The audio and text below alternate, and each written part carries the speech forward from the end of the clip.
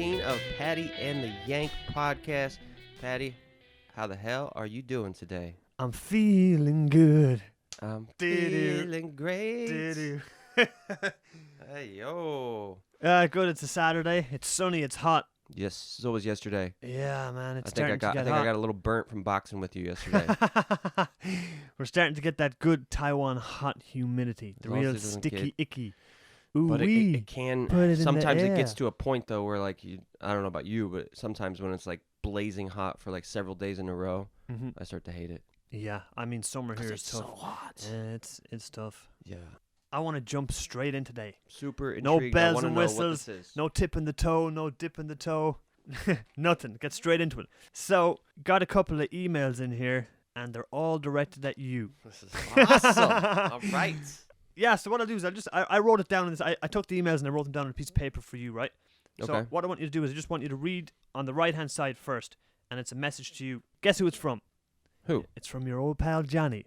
Johnny. Yeah, he wrote in before, and he said, I don't remember what he The said. one that said I got a plastic patty in the mix? Yeah, that's him. Yeah, the same guy. Okay. So Johnny wrote you a little message here, and I think this will be entertaining for Irish This people. is like Christmas. This says the one that says "Hey Yank" there on the other side. All right. Hey, Yank. Heard you pronouncing Donegal on the podcast, and it had me in stitches. Stitches must mean laughing. Yeah. Here is a list of towns and countries you can try to pronounce. Oh, my. Towns and counties. This is Johnny? Yeah, this is Johnny. All Thank right, you, so Johnny. the first one, I have them on a piece of paper here too, so I can see what they are. So try and pronounce the first one. Okay. Drogheda. Drogheda. Let me try a couple different pronunciations. Drogheda. That's the same thing. Drogheda. Drogheda. Am I getting closer? How do you say it? Drogheda. Drogheda. Drogheda. Drogheda. Sounds Arabic kind of. And Drogheda. Yeah, that does sound Arabic. Drogheda. Yeah, it does. Drogheda. Drogheda. They might say Drogheda. Drogheda. That is a town, and I don't know where it is. In Galway, maybe? Drogheda. Where's Grelin? She's in Drogheda. Grelin, you forgot your clogs. How can you do the dance if you don't have your clogs? All right, the second one. Twam. Not even close. Tuam. Tuam. So close. Tuam. Tuam. So anybody that's listening, the Yank is trying to pronounce Tuam, and it's a town in Ireland. Tuam. Tune. Tuam. Tune. Tuam. Chum. Yeah, Tuam. Chum. Yeah. Well, that's weird. Are you saying a T or a CH? It's spelled Tuam, but Yeah. it's pronounced Tuam. Chew. So every time we would pass Tuam on the bus, we would go Tuam. Awesome. All right, the Number third 3. one. All right. Well, I know like the first 5 letters. Athenry. I know it's. I don't even know how to Close. approach these words. You're close. That's close, really? Yeah. Athenery. Athenry. This is a town. Athenery. This is a town in Ireland. Yeah. I don't know what else. I don't know where else to go. Athenry. Athenry. Low lie the fields Athenry of bread. Athenry, where once we watched the small free birds fly. That's an Irish song. The fields of Athenry. Well, if that's Athenry, the next one must be Tipperary. All right, what's the fourth one? Tipperary. Tipperary. Tipperary. Yeah, you got it. Yeah. Tipperary. It sounds like a mixture of typical and Contrary.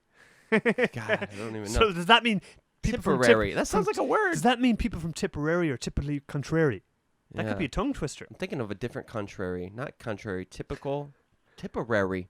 Tipperary. Tipperary. Yeah. Tipperary. Tipperarily. I have another song. Wow. It's a long way to Tipperary. It's a long, long way to go. I forgot the rest of the song. That's it. Long way to the top. If you want to rock and roll. All right. You're not that one you pronounced. You got that one. I'm getting the swing All of right, this shit. number All right. 5. Louth. Perfect. Nailed it. Fuck. Just Louth. like it looks. Louth is a county. Louth is a county. And it's spelled Louth. Wow. All right. The last one. I know you'll have fun with this one. Balagdarin. Is that good? Close. Really? Balagdarin. Balagdarin. This is a town in County Roscommon, for Okay. anyone that's listening. Balagdarin. Ballahadreen. Balahadrine. I was Yeah. damn close. You were very close. Balahadrine. That was a very good. Johnny, thank you, because now I'm applying my knowledge of Irish linguistics. And anybody that's listening from Ireland that wants to Yank to say anything, any words or anything, just let us know. Okay, so this got me thinking, and I thought this was a lot of fun. So what I decided to do is I've got a list here, and on this list there's 10 names. These are Irish names.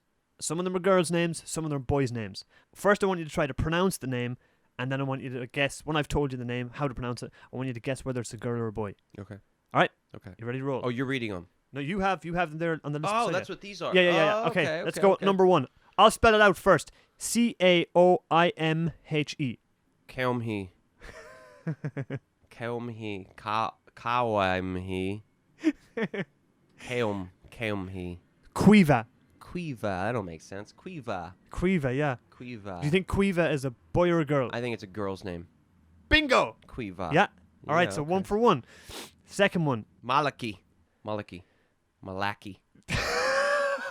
Malaki, so. You're close. Malaki. Malachi. Sounds Yeah, like a Malachi. boy. Sometimes, yes, Malachi's a boy. It sounds like, Malachi. yes. He wants you too, Malachi. All right, what was that? Children of the Corn? I think that was a movie, Children of the Corn. All right, so you got 2 for 2 on the girls or boys. Beautiful. Third one. Granny. Grainy. Okay, Grayna. Gremlin. You want me to say it? Grelin. Gremlin, you forgot your clogs. Gronya. Grania.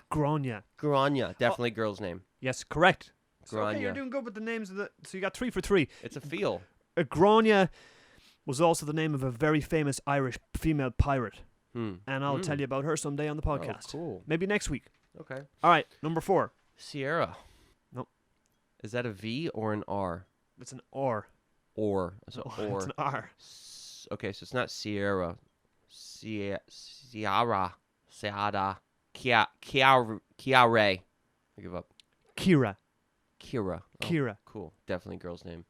All right. Kira. Yeah, you got 4 for 4. That's the girl's name. That's an Kira. Irish girl's name. All right, number 5. Cathal. Cathal. Cathal. You want me to tell you what it is? Yeah. That's funny.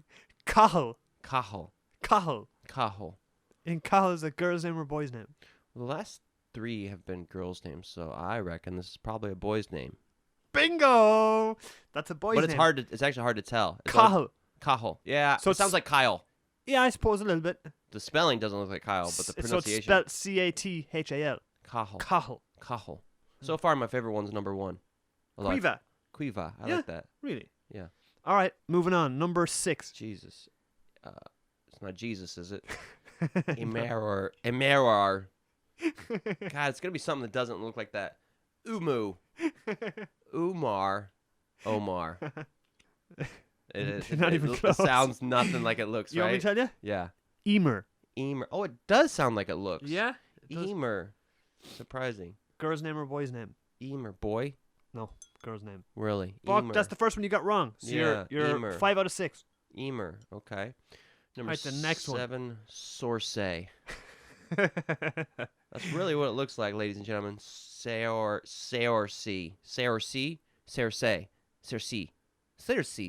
Cersei from Game of Thrones? I've never seen Game of son Thrones. of a... Oh, you haven't lived then. Yeah, I know. Saoirse. Saoirse. I And- like the way this one looks. Saoirse, you like the way it looks? Mm. I like this word. And this word, you know what this word means? No, This is it makes me Gaelic. think Japanese warrior. Saoirse. Yeah. And it's actually, I like this name a lot. Me too. This word, this is a girl's name as well, by the way. Shout out to all the Saoirses out there. Saoirse means freedom in Gaelic. No way. Oh, Yeah. cool. So, sounds good, looks good, and it's got a good meaning. Hey, you got a kid, you got a girl, can't go wrong. Name them Saoirse. All right, Saoirse. I like that. number 8. Damn, Alright, I told cool. you that was a girl as well. Number 8. 8. Nyam. Nyam. Nyam. Am I close? No, not at all. Nyam. Nyam. Do you want me to tell you? Yes. Neve. Neve. There's no V. Niamh. Neve. Oh, it's an H. I thought it was a B. You think Neve is a girl's name or a boy's name? Boy. Am I going down fast? Huh? It's a girl's name. Neve is a Neve. common Irish girl's name. You made this progressively harder. You know that? Oh, I did, and I left we the went on? best one to last. Because like the first 3 girls' names, it's very clear they're girls' names. But Neve could be anything. All right, number 9. Oisen. Oisen. Oisen. Oisen. Try and slow it down and look at it and see how you think you would pronounce that word. Oisen. And it will sound nothing like you think it's pronounced. Oisen. Ushin. Oshin. Ushin. Oh, there's no SH. Say it again. Oshin. Ushin. Oshin. Ushin. Oshin. Yeah, Ushin. Oshin. Say, Ushin, come here for your supper. Oshin, come here for your supper. Say, your stirabout is getting cold, Ushin. Your what? Your stirabout is getting cold. Your stirabout's getting cold. Ushin. Oshin. You know, say yum, delicious in Japanese. Yummy. Oishi. Oishi, really? Yeah. Oishi desu ka? Oh, it's very like Ushin. Oishi. All right, and the last one. Tadga. It looks like an Arabic name. Is it Tadgh? Tadgh. Yep. Tadga. Tadga. Wait a second. Oishi. Was that a boy's or a girl's name? Oh, guess. Ushin. Boys or girls? Girls. No, Boys. boys. Boys. Boys. You started strong, and then you started to slide. It's not my fault. You made it harder. Ushin. All right, the last one. Number 9. Tadga. Tadgu. Tadgh. Yeah. Tudga. You want me to tell you? Tadgi. This one. Tadgi. I'm trying to be creative here. This one definitely sounds nothing like it's spelled. Oh, okay, then just take it away. Tig. Tig. Sounds like Tyler. I'm going to go with boy. Tig. True. Tig is a boy's name. Tig is a Irish boy's name. You didn't do too bad, Yank, 5 in out of your 10, guessing of boys or girls, but your pronunciation. I'll Shit, leave that up to the listeners. They can tell us which was their funniest. Well, fortunately, the American listeners don't know themselves, so. Well, there you go. That's a list of Irish boys and girls' names. Cool. Once again, what was number 1? Number 1 was Cuiva. Cuiva. Like that. And that's a girl's name. And the freedom? Saoirse. Saoirse. So Saoirse is Gaelic for freedom. Like searing a steak. Saoirse. Saoirse. Saoirse. Saoirse Erin. Freedom Ireland. Beautiful. All right, let's jump straight into it, Yank. All right, cool. Biohacking. Although I'm thinking about rethinking this word biohacking. So biohacking, it's almost more like, the word hack means to cheat or a shortcut. And we're not really trying to cheat or take shortcuts. It's more like we're trying to go back to our ancestral roots and live a little bit more the way our ancestors did. So I don't know if that's really necessarily cheating and or hacking as much as just looking at our ancestors and trying to mimic them to a certain extent. Now, I have one quick question for you there. Why would we want to mimic our ancestors? What were they doing that we think is better than what we're doing? They were not overeating. Okay. You know what I mean? They did not have food available 24 hours a day. They did not have TVs, computers, phones. They lived outside. Yep. They didn't really wear shoes, right? So they're constantly getting grounded. They're in nature. They're hunting animals. They were so much more in touch with nature and the world. And animals. And if they everything. ate something, they hunted it, they killed it, they cooked it. You know what I mean? So a general connection with your environment and everything in it. And today it seems like we have more distance between everything. Would you think like that a lot of what we think we've gained as a species, as beings on this planet, we've also lost just as much, because we've gained, like say, technology, the ability to fly, the ability to drive a car, all these things, yet we've lost some of those basic fundamental things that I think people need, which is to be out in nature more, to interact with animals more, to feel connected to the earth a little bit more, Well, what's interesting is people from the Silicon Valley, right? They do a lot of this stuff. They're constantly doing research into like sort of biohacking, but like they're going to Burning Man. I think they do like ice baths. I think they do microdosing of psychedelics, because they are the ones creating this technology you're talking about, right? You just said, did we give up some stuff by doing this? I think it's a sacrifice. It's almost like we had to give up these things that made us human in order to evolve into something unhuman. And I mean, we are definitely cyborgs. I was even grateful for some of my cyborgic tendencies this week, but like tracking my sleep, my heartbeat, and my steps and stuff like that. This connection I have to technology, but think about what I don't have. I mean, if I was back in America, I'd be able to go out in my backyard. I'd be able to Yeah. build a campfire. Yeah. Probably be pretty easy to go hunting, although I've never been hunting. But here in Taiwan, we're really forced into this unnatural metropolis Yeah. that is polluted with technology Oh man.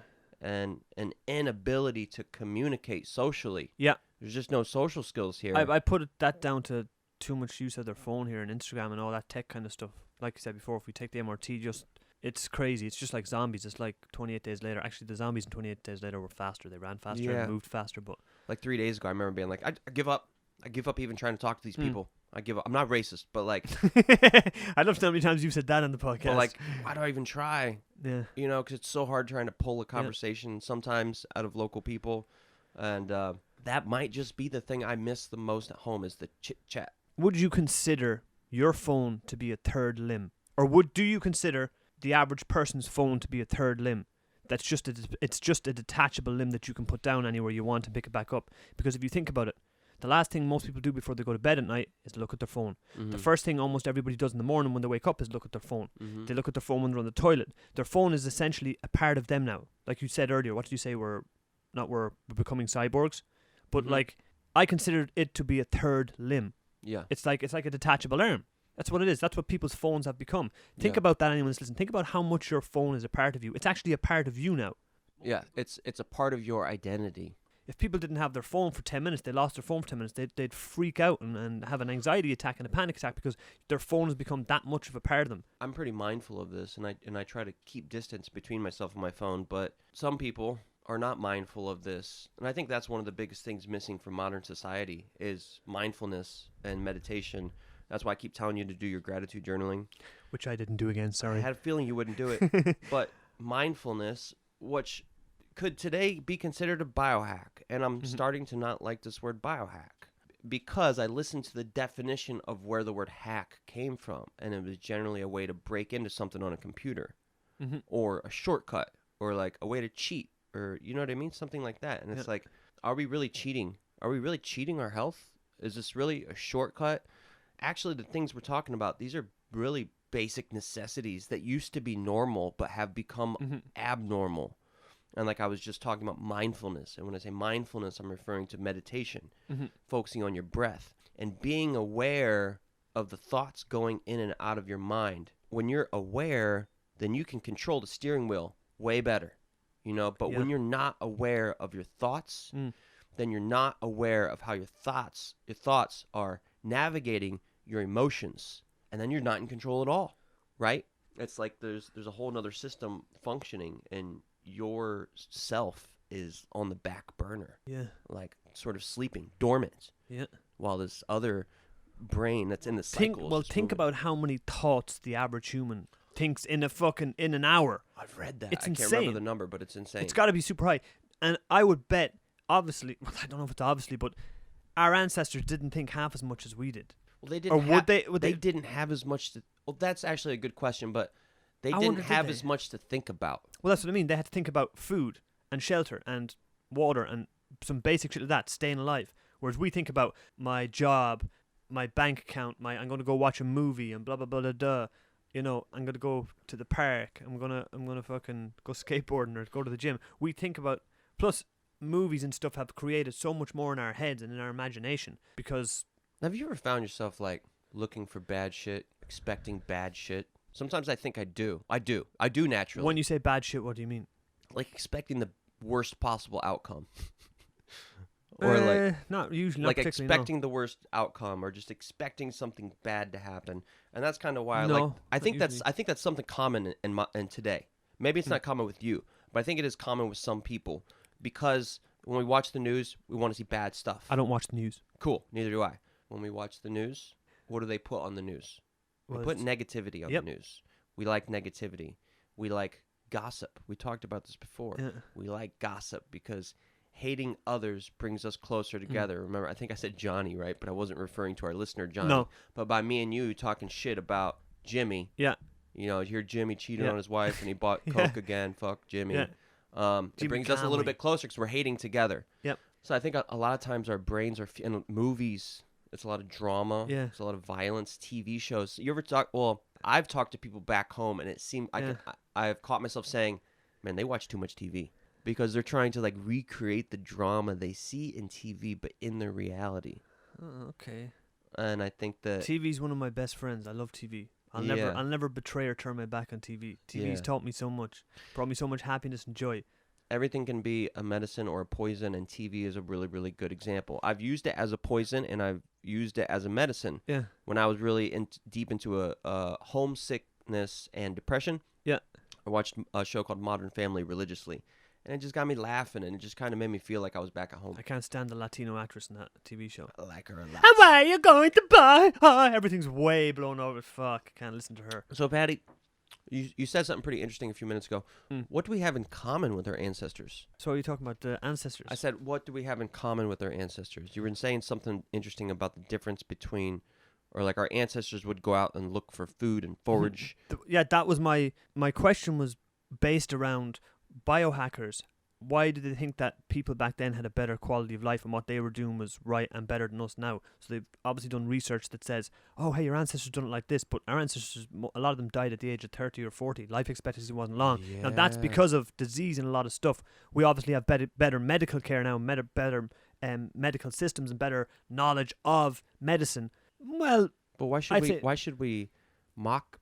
Mock's not the right word. Why should we mimic people who are actually dying at a much younger age? Yep. Maybe we shouldn't be mimicking our ancestors, huh? Well, you know like what? The fasting is something that's like ancestral and. You know what? I went to an exhibition here before in Taiwan. It was like it was from Egypt, and there was a lot of mummies in it, a lot of different types of mummies and very ornate sarcophaguses and stuff like that.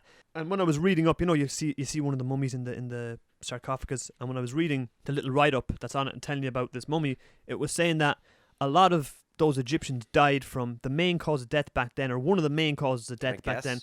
You can guess, yeah? Tuberculosis. No. Oh. Bad teeth health. No shit. Teeth decay and stuff like that, and rotten teeth and stuff like that, and they would get infected. That was a big that killer. Really That goes into other places in your body, right? A lot of people died back in the day from having bad teeth hygiene, tooth hygiene, dental hygiene. I get it. Yeah, I don't even know which one it is. Yeah, so that's why I was wondering, why do biohackers look back at the past and think that they lived a cleaner life than us? I mean, of course, they didn't have chemicals. They didn't have all these man-made things like that. That's an obvious thing. There were no pesticides. There were no herbicides. There was no TV. There was no information overload. Yeah. We're kind of like, now we not only have our identity, which is an issue in and of itself. The ego is an issue, right? But now we have our social identity. So it's like now we're juggling two identities, the one that we use in face-to-face interactions and the one we project on social media. We now live in the virtual world and the real world. Yeah, what's that movie? Ready Player One? Great movie. Yeah, it's kind of like that, right? It's just becoming more and more true every single day. Yeah. Spielberg movie that was. Yeah. All right, well, I can tell you one thing that we have in common with our ancestors, and that is dopamine and the role that it plays in our brains. Tell me about it. Tell you about it, baby. Tell me about it.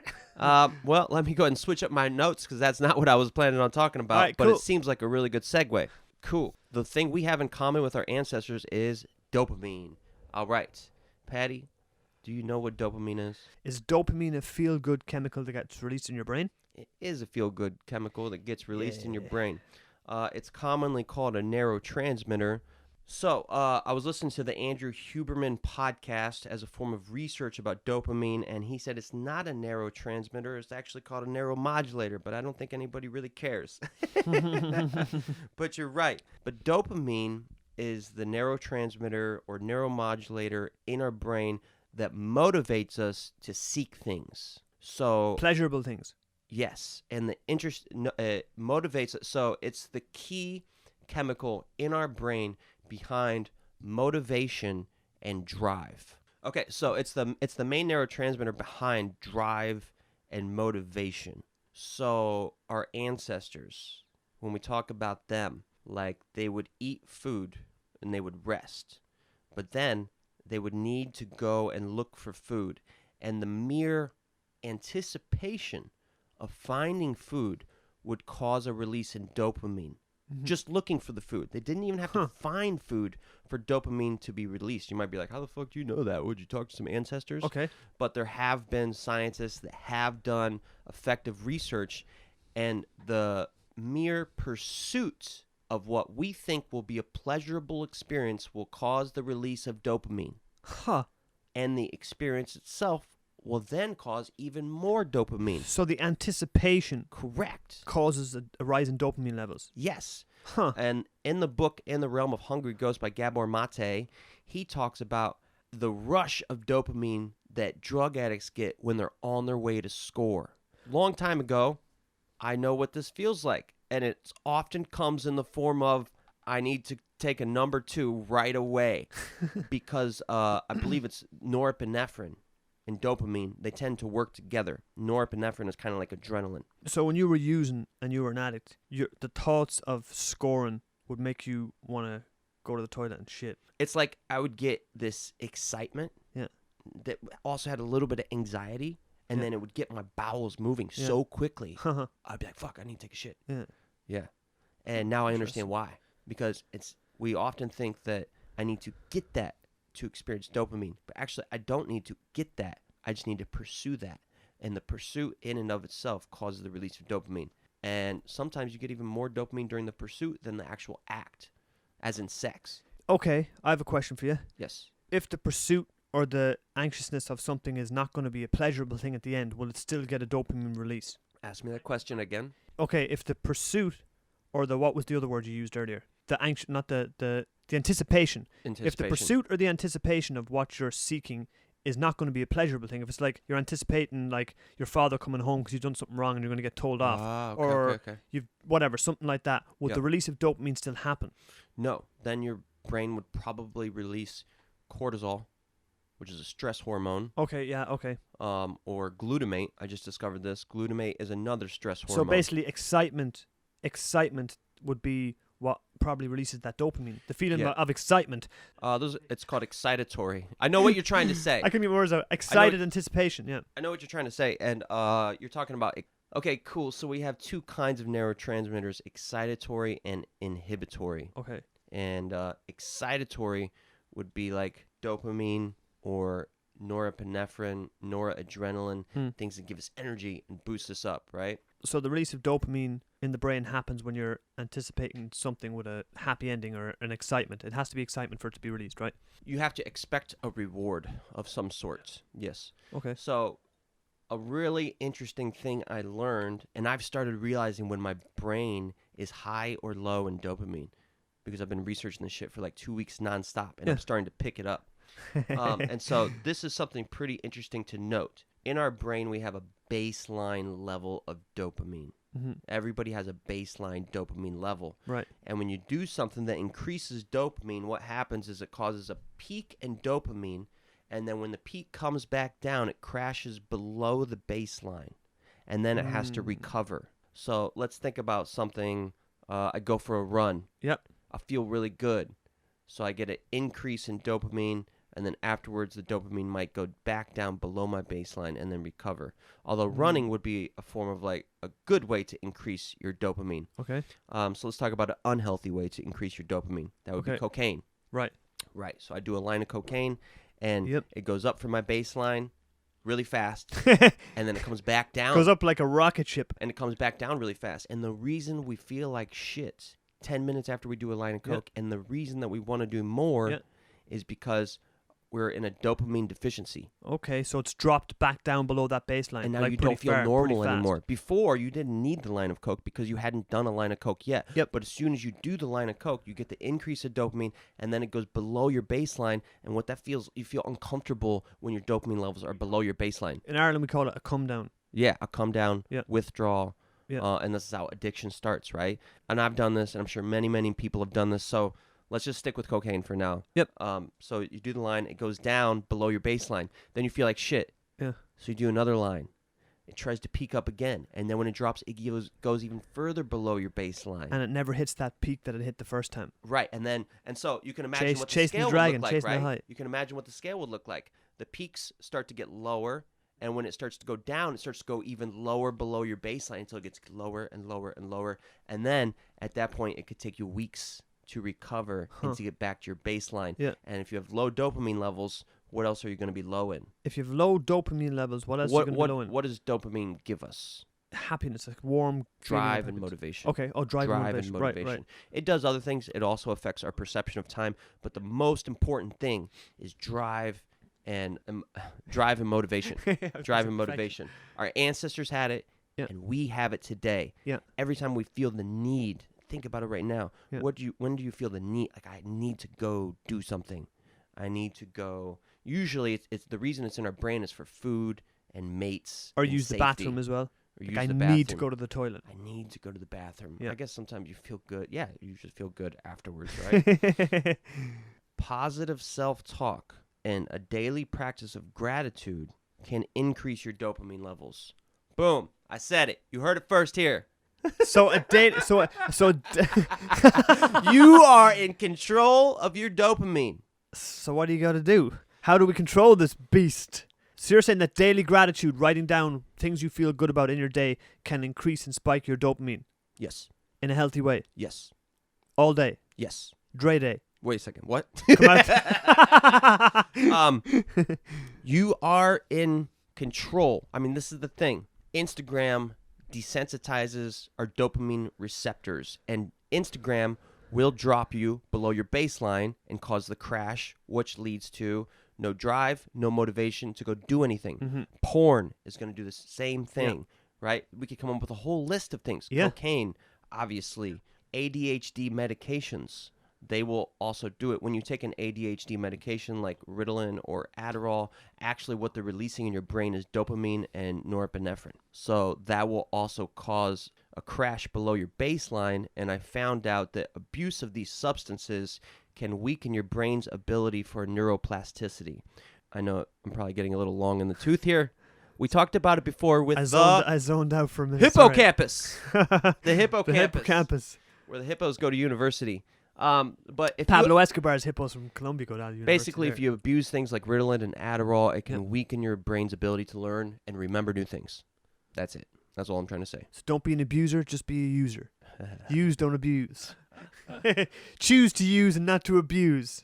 So, okay, cool. So this is it. This is really interesting. I've come across a couple gems. All right, one gem is this. Let's say I go run, okay? I don't want to run.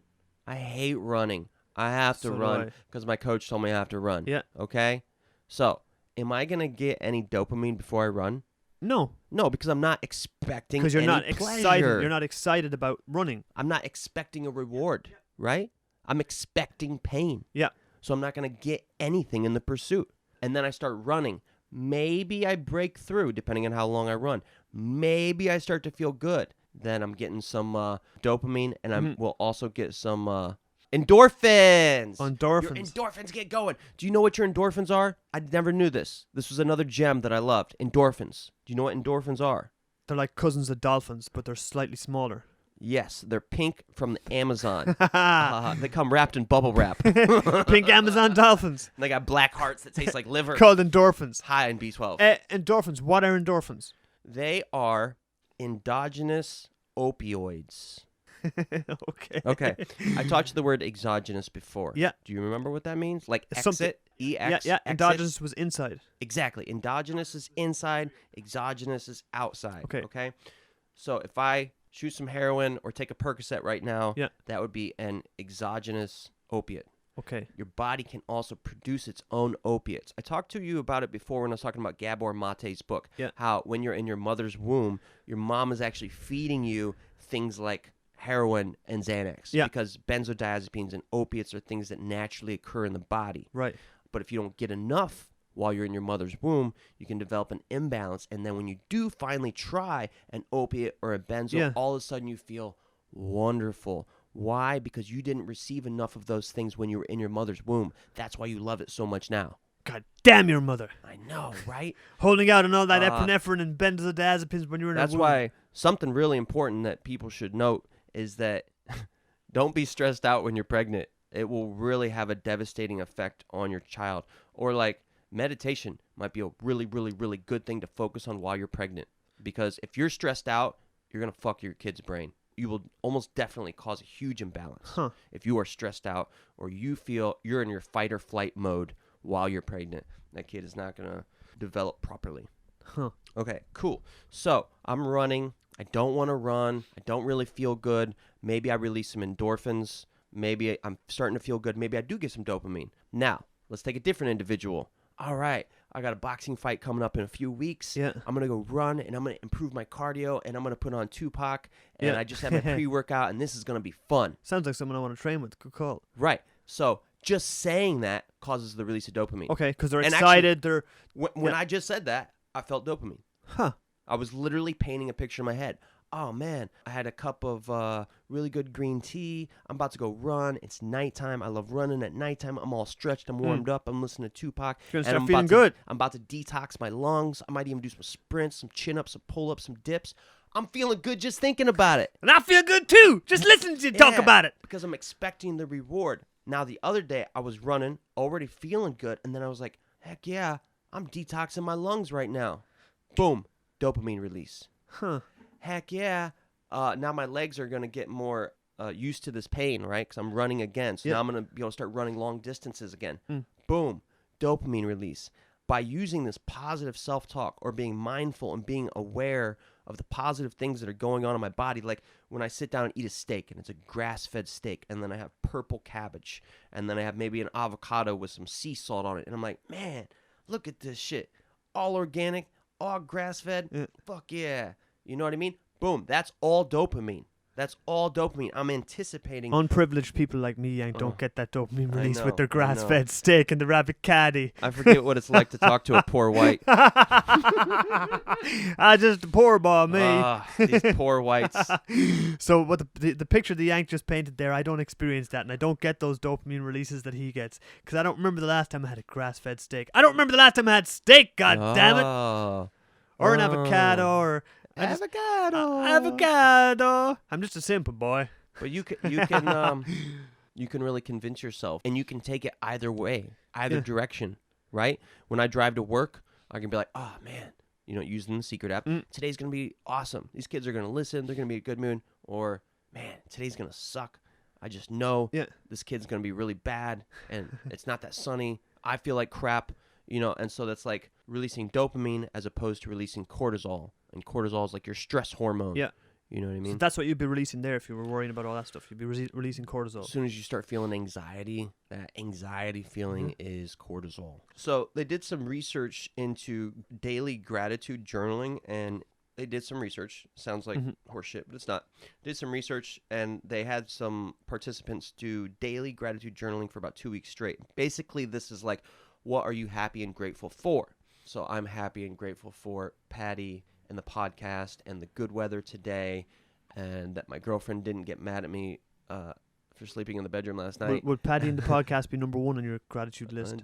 You were number one. The podcast was number two. But by focusing on what you're grateful for, and I try to do it before I eat too, what you start doing is you start training your subconscious brain to start looking for positive things in the environment, which is very good for me. You might not be naturally negative like I am, but I am naturally negative, and I think I learned it from observation of my elders. Okay. But I kind of look for negativity in my environment, like a negativity bias. Is that what it's called, I think? I'm not sure, but I understand what you're saying, yeah. But by doing gratitude journaling every day, because when you do gratitude journaling, you're like, what am I grateful for? Yeah. So in other words, like, what went well today? What am I happy about from my day? Yeah. So you start training your brain to look for things like that. When you're like, oh, I forgot I trained really hard at the gym today. Oh, and I completed my intermittent fasting. Oh, and I took my ice shower. Oh, and I meditated for 15 minutes. Boom. Yeah, it's like dopamine, dopamine, dopamine, dopamine. And that's why I have a habit tracker app, and I like to journal at the end of every day. Why? Because I'm getting all these rushes of dopamine. Every time I check something off my list, boom, I did that. I feel good. I feel good. I feel good. I feel good. James Brown must be like the dopamine. Damn. What's a good word? The dopamine die. The dopamine Don. The dopamine Don. The dopamine Don. James Brown. He's a Don. Dopamine Don. Yeah.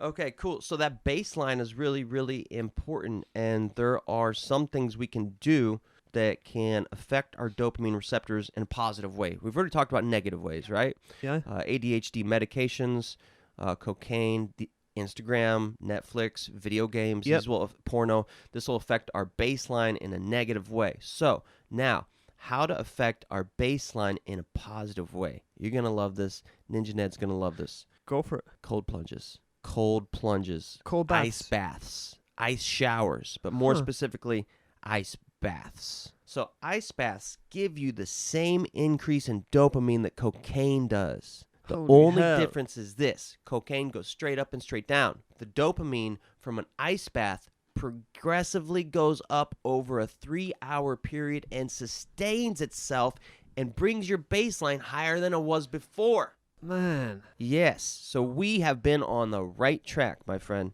Man, so don't take cocaine. Get in the ice bath instead. Exactly. And I took a really good, about 3 days ago, it was still a little cold outside. Yep. So our water tank's on the roof. I was like, let's get it, baby. Let's get it. And I had to sing the whole time. And like I took Tupac's Can't See Me and like turned it into like a Frank Sinatra song that I was just belching out. I had to sing through it. There was nothing else. Like I had to sing through it. It was so cold. But I felt so good. Right? What was that, man? You're getting dopamine and you're getting, I believe, noradrenaline is also coming up. And I told you I can't sleep sometimes if I take a cold shower at night. For me, it could be I get too much adrenaline pumping through my body. You know what I mean?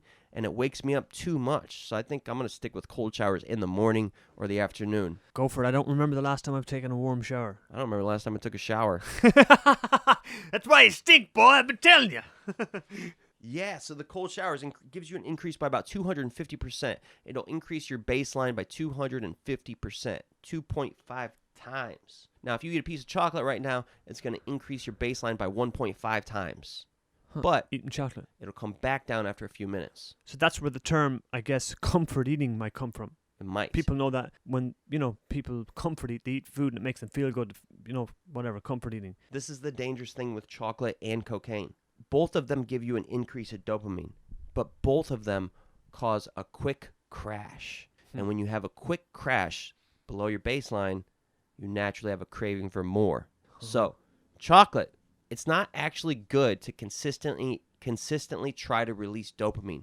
Dopamine is not something you want to release all the time. Actually, you should try to do dopamine fasting to bring your baseline back down. If you're constantly doing dopamine releases all day, then you're constantly having peaks, you're constantly having crashes, and your baseline is very unstable.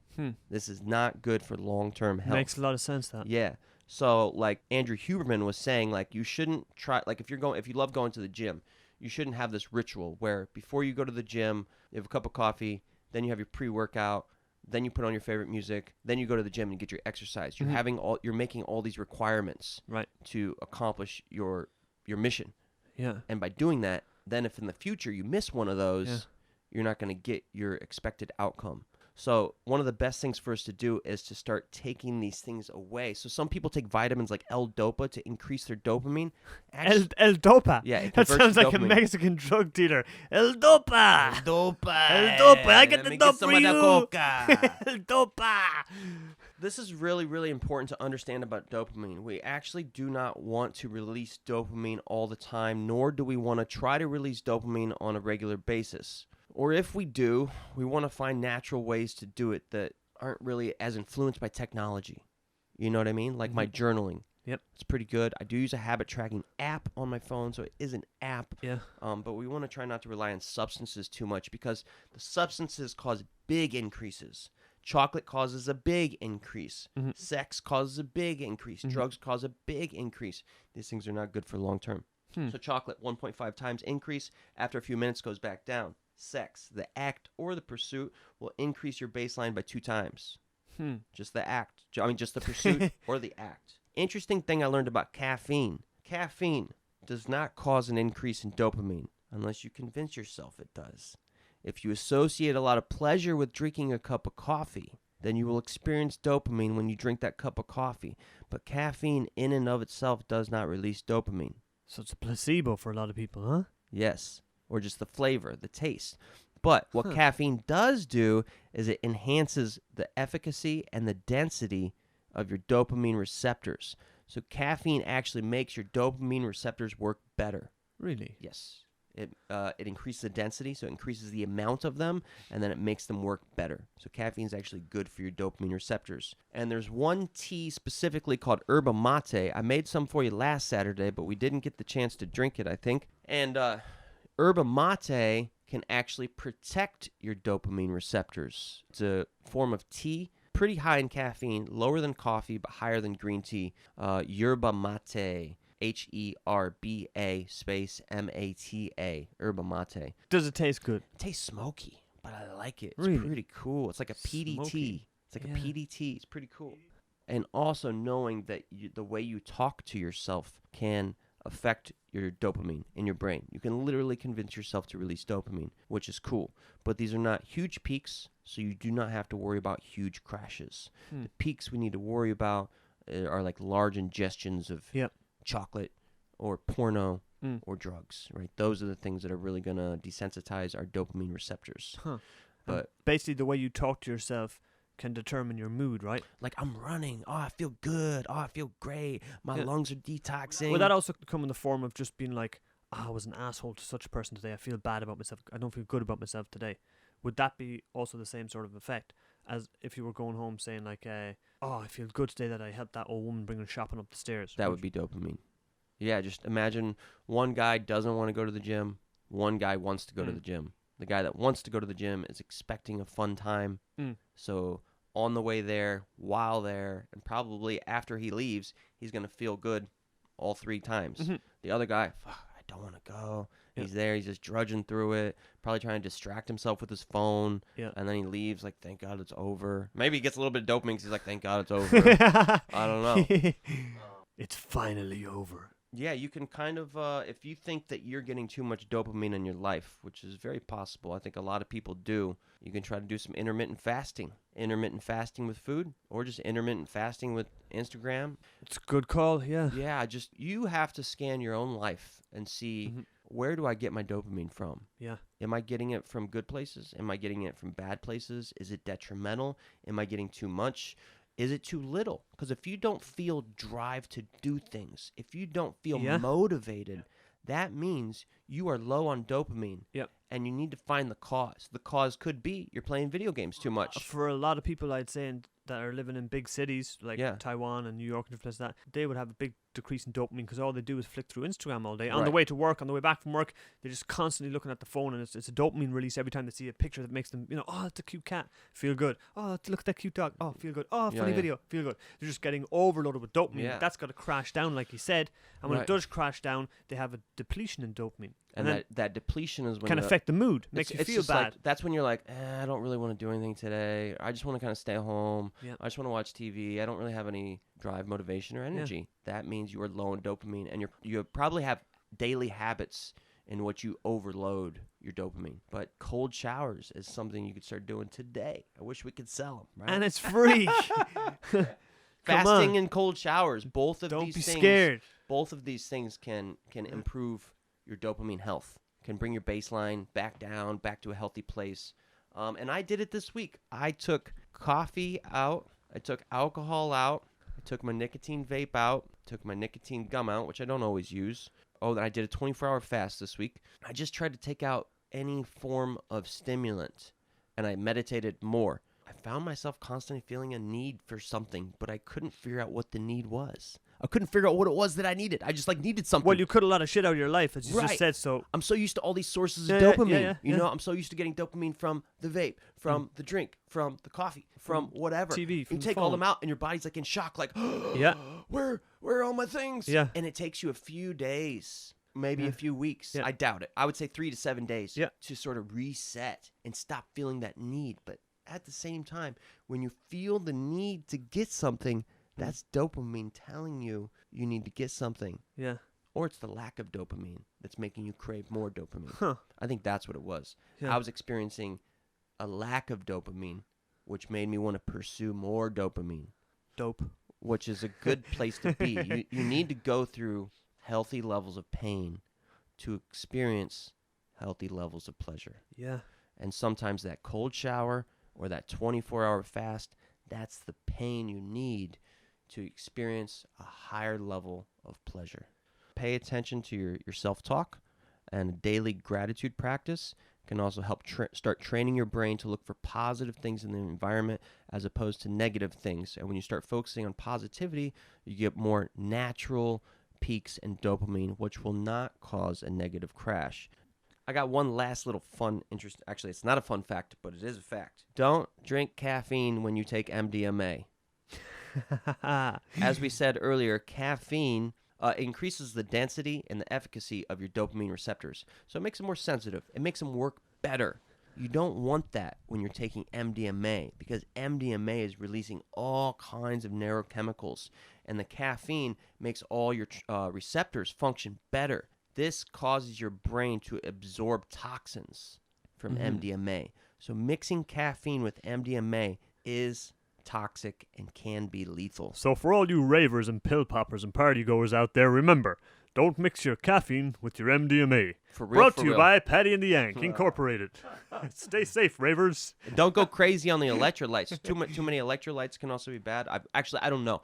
I haven't researched that as an older adult, but when I was younger, I was always told don't drink too much water because you can flood your electrolytes. But thanks to Andrew Huberman, he taught me that caffeine is a very dangerous thing to mix with MDMA because it increases the toxicity of it. Your body absorbs the toxicity. The toxicity of our city. I'm not encouraging anybody to take MDMA, nor am I encouraging anybody to take any substance of any kind. What I am encouraging you to do is explore your mind and figure out where do you get your dopamine from and how can you get more in a healthy way. And past the pain, there will be some pleasure. Yes, you must go through healthy pain to get healthy pleasure. All right, ladies and gentlemen, I think we're going to check off. That was great. That was very interesting, Yank. Beautiful, Very interesting beautiful. indeed. Don't Awesome. forget to follow us on Instagram. Don't forget to follow us on Instagram, Paddy and the Yank _podcast. Wait, so what'd you say? Follow us on Instagram, On what? Paddy and the Yank _podcast. Instagram. Yep. Yo, follow us on Facebook too, Yeah. baby. We're called Paddy Yank, Mr. Yank. Yank's a big Zuckerberger. He's a I'm a Zuckerberger. Zuckerberger. I'm a Zickerberger. The Zackerberger. Also, we have Paddy and the Yank podcast at gmail.com. That's our email address. We're going to leave you with a tune today from none other than Ninja Ned. Beautiful. All right. right, let's rock, Peace. baby.